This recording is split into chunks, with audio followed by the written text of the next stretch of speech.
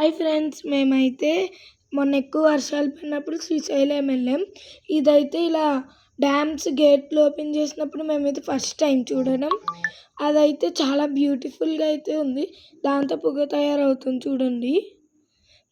ఈ వీడియో కనుక మీకు నచ్చినట్టయితే లైక్ చేయండి, షేర్ చేయండి, కామెంట్ చేయండి, సబ్స్క్రైబ్ చేయండి. దాని రియల్ సౌండ్ వినండి.